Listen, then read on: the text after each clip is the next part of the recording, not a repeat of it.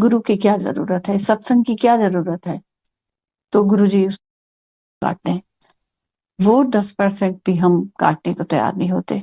हम उन्हीं को दोष दे देते हैं कि गुरु जी ये मेरे साथ ऐसा क्यों हो रहा है, ऐसा क्यों हो रहा है। तो ये सब हमारे ही दोष हैं, जो हमारे ही बुरे कर्म हैं, जो हमें भुगतने पड़ते हैं।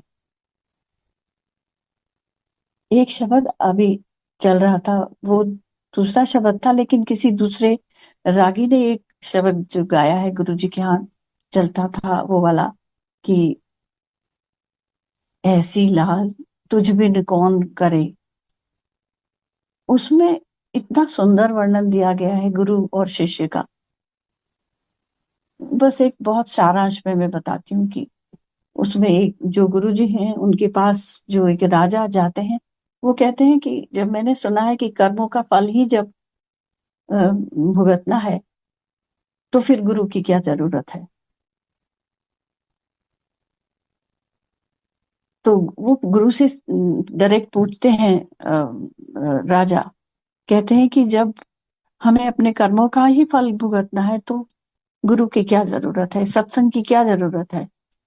तो गुरु जी उसका आंसर नहीं देते, उसको टाल देते हैं। फिर वो पूछते हैं दोबारा।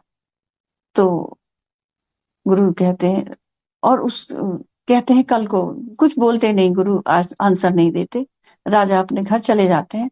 और उस रात राजा को एक स्वप्न आता है, और स्वप्न में वो किसी गांव में होते हैं। गांव में एक बहुत गरीब घर में एक चूड़ा जो होते हैं, चूड़े के परिवार में होता है उनका जन्म। दिखता है मतलब कि मैं चूड़ा हूँ। और 30 32 35 साल की उम्र के करीब वो अपने राजा को सपने में खुद को देखता है, और देखता है कि वो मर गया, वो चूड़ा मरा है। और सब लोग बहुत रोए, बच्चे हैं उनके, बीवी है, बहुत रो रहे हैं सब लोग। और अचानक उसकी फिर नींद खुल गई। और अजीब सा सपना, ये सोच कर कि ये ऐसा सपना क्या होगा ये। और दूसरे दिन फिर गुरु के दरबार में गया, लेकिन उसने गुरु ने को वो अपना सपना नहीं बताया।